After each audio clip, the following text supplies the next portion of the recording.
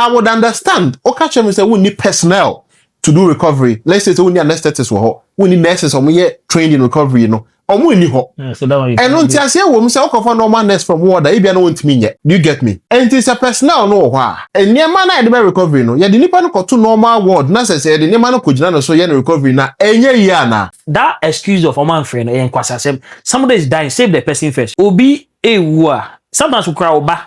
Ebe to din kwasasem we pray. At the instance of the injury, you take care of the child or recover. Obebu na wabuno. My father was sick I think in 2015. They moved him from a private facility. We were roaming all the government facilities because it was a referral case. People na minim say Kogebuni some referral. The referral want to make on minim. We have to move my dad from the private facility. From one private, I didn't cost SNIT. But SNIT in some situation was saying no, I did there. Just a higher way, a bigger facility. So they referred us. All the hospitals we went. Sure? My father was in ambulance from I think in the evening around 6 p.m. Let's say 2 a.m. Now this hospital that we got to, the management did a good thing. There was no bed, but they realized that people would die if they go home. So they compromised and they put their benches somewhere. They tell you if you can bring a mattress, if you are okay, that your relative will just be on the bench in the mattress there, they will take care of it. If you are okay, that's how my father was saved. It is surgery yet critical. What they could have done is to facilitate her movement to another hospital.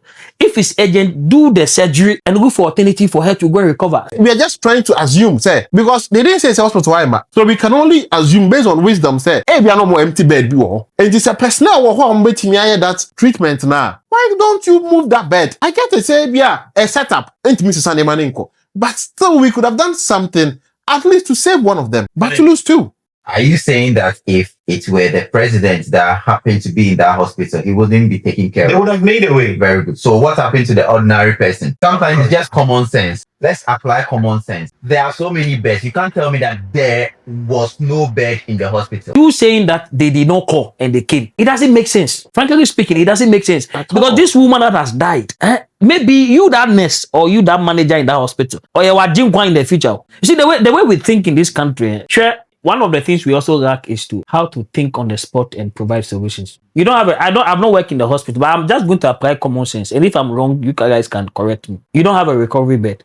That's what they are saying. So what that means is that they can operate after operation, they have to move you to another ward to recover. Okay. So if the situation is urgent, my common sense will tell me I will operate it. But once I take it to the operating room, I call another facility.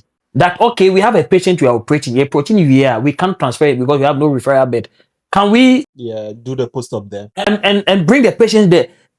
This one, you have to go to medical school to know this.